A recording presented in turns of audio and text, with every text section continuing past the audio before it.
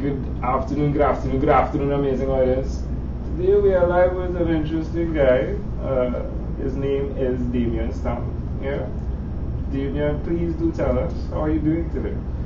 I'm doing well, thank you. Yeah? Happy to be here. It's a great pleasure to have you. Thanks for joining us for this conversation. So tell me a bit about yourself, please.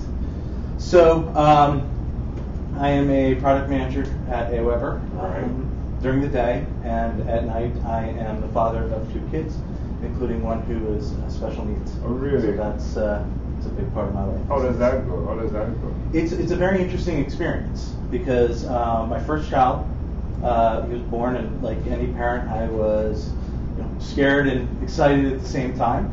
And then as he grew, as he got to 18 months and the delays were becoming evident, we started learning more and more. And it was, you go in even as a parent thinking, all right, this is the path that I'm going to be following. At a certain age, he's going to go to kindergarten and then preschool, and we're going to get him into t-ball and all the like. And instead, you find an entirely different world.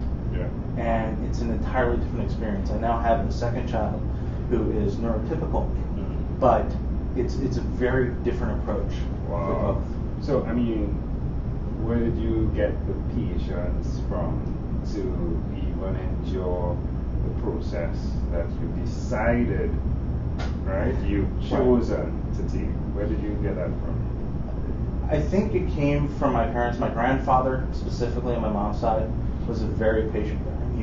He's very much revered in my family, and he had just like that calm experience. Very religious man. Did the rosary every single day, but just had that demeanor that kind of set the tone for everybody. Wow. And that was very inspirational for me, and that, having shaped my personality, has helped me go through all the challenges of going through this process of agency to agency to agency, stakeholder to stakeholder, etc., and trying to coordinate all of that. Yeah. How are the children reacting to everything that's going on around them? It's a fascinating experience because the youngest is growing up in a neurotypical way. He has a great amount of empathy for what his older brother is going through. The fact that he's 8 years old and cannot talk, while the younger child can talk up a storm. There's nothing like waking up in the morning and a 4-year-old boy comes to you and he goes, "Daddy, I dreamed that I was just talked." Wow. It's an amazing experience. And studies have shown that children who grow up around special needs siblings have much greater empathy for those that are challenged. Empathy is important. Empathy is important. Didn't we speak about empathy today? Was it Megan? Megan, yeah. It's amazing again how these lines, you see this thread of connection in conversations. It's fascinating, right? So you're living what many people would fear to live, right? Many people. You can look at it that way, or you could look at it differently. I choose to look at it as a growth for myself. Right. It's allowed me to be far less closed-minded about those around me, and begin to really understand that there are challenges behind that shining presentation that we all post on social media. I was about to say that Instagram photo. Yes, exactly. And particularly growing up where I grew up, which was a very competitive neighborhood, everyone was striving to be the best, to be on the travel teams, to be at the states and competitions, etc. And stepping back and just saying, I want him to be able to say, "Hi, Daddy." Wow. It's a totally different experience. That's amazing. I feel like that has made me grow. That's amazing, Damian. Now, I use the word amazing like a ton, 100 million gazillion times, because the conversations I encounter, people are expressing some amazing things, right, about themselves. Tell me, if you could change something right now, right, in you, and how you interpret that experience, what would you change? It's funny that as much patience as I've developed, I still always wish I had more particularly when you're trying to coordinate different bureaucracies and agencies and trying to fight for your child to get what he needs. And there have been times where I feel like I've reached my wit's end, and you worry, did you approach things the right way to really get the most out of it? It's a never-ending quest to be able to have more patience and keep focused on the end goal. Yeah. Can I offer you just a statement? Sure. Yeah? It's okay to blow up. It's the way you blow up is important. I saw a quiet room in the corner here. Like, I would suggest to you, right, give yourself that where you can go in that room or whichever room and blow up. Like, in terms of, alright, let me state it better. Where you express yourself, you release. Because what you're doing is huge. What you're doing is really huge. And I don't think anyone in the building can say, yes, I know how you feel. So, like, do that. Like, please, give yourself that opportunity. You could lock yourself in the car and scream. That works as well. I've done it before, it helps. But I would strongly suggest you do that for yourself. Because it's a ton, right? It is a lot. And I try to find pockets where I can just be myself, whether it's the soccer team we have here at work, or just trying to get out and get in a triathlon or something for me, so that I can have that time alone. It's important. Well, tell me one other thing you've done consistently over the last 3 years. Over the last 3 years,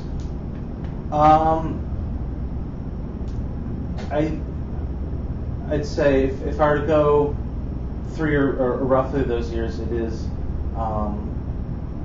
trying to find time for those triathlons, because I think that it's a fascinating experience being able to do 3 different sports in a short time period.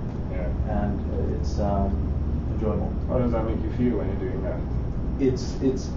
It's amazing to finish that race, because then you've all the training which you do almost naturally is just part of regular trying to stay healthy. To finish that race at such a high. Yeah. Or would you suggest to someone that's listening that you do exactly that? I mean, see the path to the end, to the finish line. Why would you suggest they do that? Why would I suggest they do that? Yes, sir. Because the end goal is more often than not more remarkable than what you envisioned early on. Love it. You don't understand it until you've been there. One of the things a lot of people are asking me is like, so what's the end goal of this, right? And I was like, when I get to the finish line, I'll know. And sometimes I think we place so much emphasis on the journey itself that we create challenges that then depress the scenario. As opposed to, hey, I just need to get to the finish line and then I'll celebrate. Is it similar to what you're doing? Yes, although I would say that in my particular case, the journey itself is the end goal, because this is a fight about giving my son the best chance in life possible. And that's not going to end, especially when you look at the way science is developing and the fact that there are changes every day and innovation going on all over the place. There is always hope. Yeah. There is always hope. It's not going to be at a certain age that all of a sudden, okay, this is where he's going to plateau. You don't know that. Yeah. In today's economy, where new technologies and genome and all that stuff, there's always hope. So just keep fighting till the end, and know that there's a chance down the line.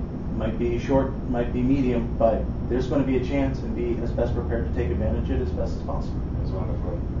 Well, let's switch gears for a moment, my friend. Let me invite you now into my time machine that is surrounded with beautiful, warm blue Caribbean water. Damian, what is your earliest childhood memory? Being reckless. I broke several bones as a kid playing sports and playing on the jungle gym. So there was a lot of just playing soccer and frisbee on the beach with my dad.